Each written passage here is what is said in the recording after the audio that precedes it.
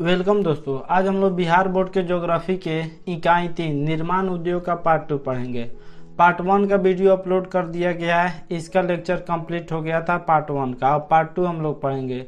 Part 1 में चीनी उद्योग के बारे में, रेशमी वस्त्र उद्योग, कृत्रिम वस्त्र उद्योग, जूट या पटसन उद्योग, ऊनी वस्त्र उद्योग, सूती वस्त्र उद्योग, इन सभी उद्योग के बारे में बता दिया गया था। जो भी विनिर्माण उद्योग था उसके बारे में बता दिया गया था।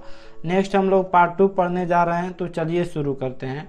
इसमें लौह और इस्पात उद्योग को पढ़ेंगे। पार्ट 1 में हम लोग कृषि आधारित उद्योग को पढ़े थे, जो कृषि पे आधारित था, जैसे जूट या पटसन उद्योग हो गया, उसके बाद कपास उद्योग हो गया यानी सूती कपड़ा उद्योग हो गया।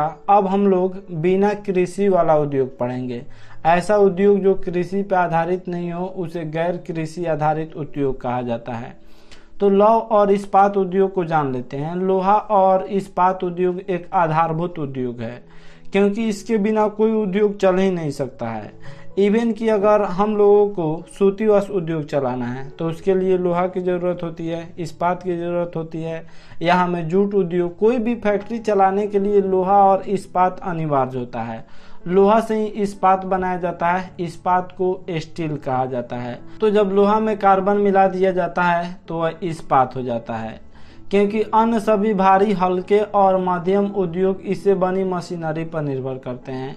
इसे अन्य उद्योगों का जनक भी कहा जाता है। लौह और इस्पात उद्योग को अन्य उद्योगों का जनक भी कहा जाता है, क्योंकि मशीनों के जो पार्ट पुर्जे होते हैं वह सब लोहा और इस्पात के ही बने होते हैं।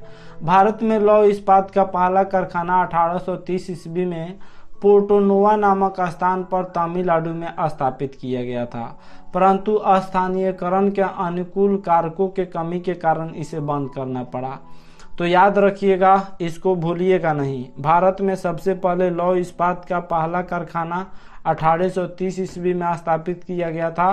पोर्टोनोवा स्थापित किया गया था, जो तमिलनाडु में है। लेकिन इसका स्थानीय जो है अनुकूल कारक नहीं था। अनुकूल वातावरण नहीं होने के कारण, जैसे सामानों को ले जाना या यहाँ से जो भी उत्पाद बन रहे हैं उसको बेचना, यह सभी अनुकूल कारक नहीं था, जिसके कारण इसे बंद कर दिया गया। आधुनिक लौह इस्पात उद्योग का वास्तविक रूप से प्रारंभ 1864 ईस्वी में पश्चिम बंगाल में कुल्टी नामक स्थान पर स्थापित होने के साथ हुआ, और इस्पात पर बड़े पैमाने पर उत्पादन सन 1907 ईस्वी में Tata iron and steel company द्वारा साक्ची जो झारखंड स्थित जमशेदपुर में पड़ता है, में कारखाना के स्थापना के साथ हुआ। तो भारत में वास्तविक रूप से जो लौह इस्पात उद्योग का प्रारंभ हुआ वह 1864 ईस्वी में पश्चिम बंगाल में हुआ। उसके बाद 1907 ईस्वी में Tata and iron steel company की स्थापना की गई, जिसके कारण लौह और इस्पात का बड़े पैमाने पर उत्पादन हुआ। तो यह ऑब्जेक्टिव में हमेशा पूछता है कि Tata iron and steel company की स्थापना कहाँ हुई थी, तो साक्ची में स्थापना हुई थी। और कब हुई थी Tata iron and steel company की स्थापना, तो 1907 ईस्वी में हुई थी। इसे याद रखिएगा। लौह और इस्पात उद्योग एक भारी उद्योग है, क्योंकि इसमें भारी तथा अधिक स्थान घेरने वाले कच्चे माल का उपयोग होता है। भारत कच्चे इस्पात उद्योग में 5वें स्थान पर है। पूरी दुनिया में भारत कच्चे इस्पात उद्योग में 5वें स्थान पर है। जमशेदपुर जो झारखंड में है उसे भारत का बर्मिंघम कहा जाता है। जिस तरह जो बर्मिंघम शहर है वहाँ पे लौह और इस्पात का बहुत ज़्यादा उत्पादन होता है, उसी तरह भारत में जमशेदपुर में लौह और इस्पात उद्योग का बहुत ज़्यादा उत्पादन होता है, इसलिए भारत का बर्मिंघम जमशेदपुर हुआ। नेक्स्ट हम लोग एल्यूमिनियम उद्योग के बारे में जानते हैं। तो यह लौह एवं इस्पात उद्योग के बाद भारत का दूसरा महत्वपूर्ण धातु उद्योग है। यह लचीला, हल्का, जंगरोधी, ऊष्मा और विद्युत का सुचालक होता है। जो एल्यूमिनियम उद्योग होता है इसका इस्तेमाल कहाँ किया जाता है, तो इसका इस्तेमाल हवाई जहाज बनाने में, या घरों में जो बर्तन होते हैं वह अधिकतर बर्तन जैसे कढ़ाई हो गया एल्यूमिनियम का होता है। तो बर्तन उद्योग और तार बनाने में इसका उपयोग किया जाता है। एल्यूमिनियम का ज़्यादातर उपयोग तार बनाने में ही किया जाता है। ऑब्जेक्टिव में यह भी पूछ देता है कि कौन इनमें एल्यूमिनियम का अयस्क है, तो आंसर में बॉक्साइड लिखा होगा, बॉक्साइड मार देना है। एल्यूमिनियम के 3 गो अयस्क है, बॉक्साइड, क्रायोलाइट और कोरंडम। तो एल्यूमिनियम का जो मुख्य अयस्क है वह बॉक्साइट है, इसी से एल्यूमिनियम प्राप्त किया जाता है। अयस्क किसे कहते हैं? तो जिसे आसानी से हम धातु प्राप्त कर सकते हैं उसे अयस्क कहा जाता है। जैसे बॉक्साइट से आसानी से धातु प्राप्त कर सकते हैं, आसानी से एल्यूमिनियम प्राप्त कर सकते हैं, अतः बॉक्साइट एल्यूमिनियम का अयस्क है। उसी तरह लोहा का भी अयस्क होता है। उसी तरह जो है बहुत सारे जो है, जैसे पारा का अयस्क सीने बार होता है, तो सीने बार से पारा तैयार किया जाता है। तो प्रत्येक धातु का अयस्क होता है। अयस्क से हम आसानी से धातु प्राप्त कर सकते हैं। अयस्क जो होता है उसमें धातु की मात्रा अधिक विद्यमान होता है। कोई धातु जो होता है वह शुद्ध रूप में नहीं होता है, उसे उद्योगों में भेजकर उसका निष्कर्षण किया जाता है, तब वह शुद्ध रूप में प्राप्त होता है। नेक्स्ट हम लोग तांबा परगलन उद्योग के बारे में जान लेते हैं। भारत में पहला तांबा परगलन संयंत्र भारतीय तांबा निगम द्वारा घाटशिला नामक स्थान पर झारखंड राज्य में स्थापित किया गया था। ज्यादातर जो उद्योग है वह झारखंड और बंगाल में स्थापित किए गए थे। 1972 ईस्वी में भारतीय तांबा निगम को हिंदुस्तान तांबा लिमिटेड में हस्तांतरित कर दिया गया है। भारत में एकमात्र तांबा उत्पादन संस्थान हिंदुस्तान तांबा लिमिटेड है। यह जो तांबा उत्पादन संस्थान है जो तांबे का उत्पादन करता है। हिंदुस्तान तांबा लिमिटेड के 2 केंद्र है। पहला सिंहभूम जिले में है, घाटशिला के निकट मऊ भंडार नामक स्थान पर, जो झारखंड में पड़ता है। तो पहला सिंहभूम जिला में है जो झारखंड में पड़ता है, और दूसरा झुनझुन जिला में है जो राजस्थान में पड़ता है। झुनझुन जिले के खेतड़ी नामक स्थान पर जो राजस्थान में पड़ता है। तो 2 स्टेट याद करना है। हिंदुस्तान तांबा लिमिटेड के 2 केंद्र है, पहला झारखंड, दूसरा राजस्थान। झारखंड के सिंहभूम जिला और दूसरा झुनझुन जिला जो राजस्थान में पड़ता है। नेक्स्ट रासायनिक उद्योग। रासायनिक उद्योग का देश के आर्थिक विकास में बहुत ही महत्वपूर्ण स्थान है। इसका आकार में भारत का विश्व का 12वां स्थान है और एशिया का 3रा स्थान है। रासायनिक उत्पादन के आकार के हिसाब से विश्व का 12वां स्थान है और एशिया का 3रा स्थान है। नेक्स्ट, यही उर्वरक उद्योग जो है वह एक प्रकार का रासायनिक उद्योग होता है। तो रासायनिक उद्योग में उर्वरक उद्योग आता है। तो भारत एक कृषि प्रधान देश है तथा मिट्टी की उपजाऊ शक्ति बनाए रखने के लिए उर्वरक का उपयोग बहुत ही अनिवार्य है। भारत की कितना प्रतिशत जनसंख्या कृषि पर निर्भर है? तो 2/3 जनसंख्या, यानी लगभग 66% जनसंख्या कृषि पर आधारित है। भारत में ज़्यादातर किसान हैं और कृषि जो है वह भारत की राष्ट्रीय आय में काफ़ी महत्वपूर्ण भूमिका निभाता है।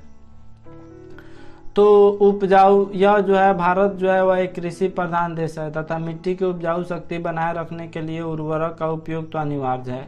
यह विश्व का 3रा सबसे बड़ा नाइट्रोजन युक्त जो है वह उर्वरक का उत्पादक है। भारत का पहला उर्वरक संयंत्र 1906 ईस्वी में रानीपेट जो तमिलनाडु में पड़ता है वहां पे स्थापित किया गया था।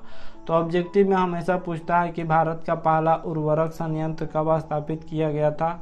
1906 ईस्वी में। कहाँ पे? तो रानीपेट, जो किस स्टेट में पड़ता है? तो तमिलनाडु स्टेट में पड़ता है। नेक्स्ट हम लोग सीमेंट उद्योग के बारे में जान लेते हैं। इस उद्योग का आवास निर्माण एवं देश के ढांचागत क्षेत्र में महत्वपूर्ण भूमिका है। भारत विश्व का 2रा सबसे बड़ा सीमेंट उत्पादक देश है।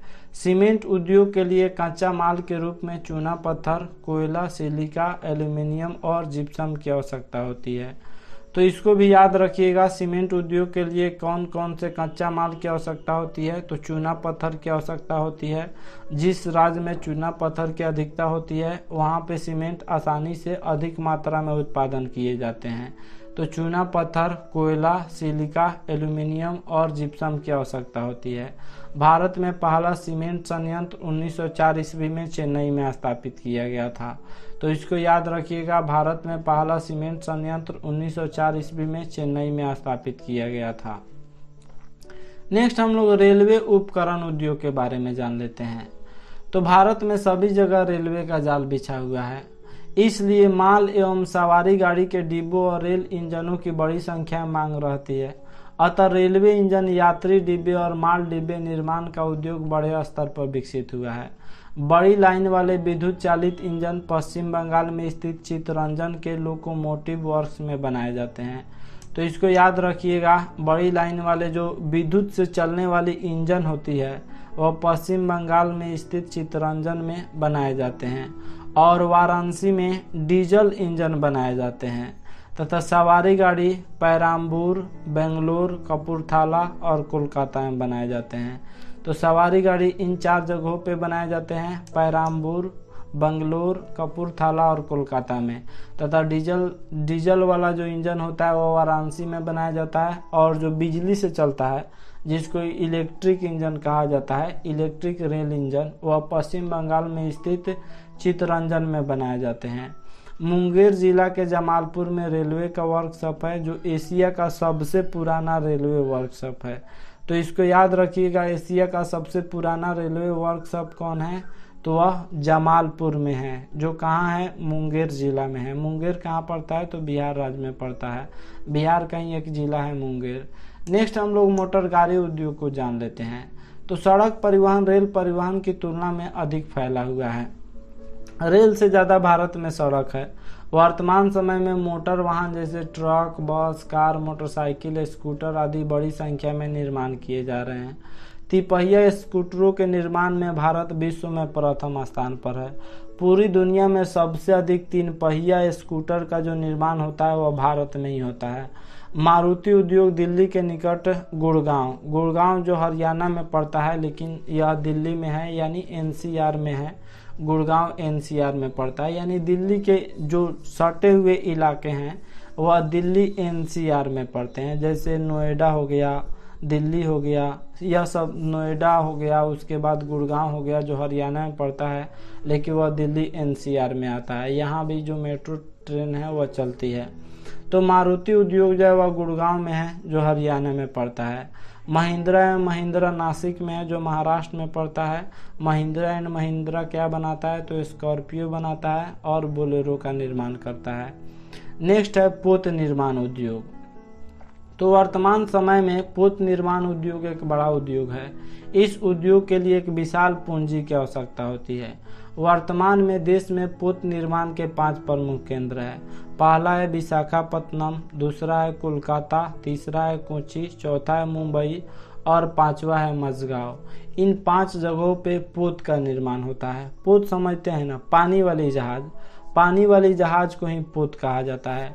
बड़े बड़े आकार के पोतों का निर्माण कोच्चि और विशाखापत्तनम में होता है।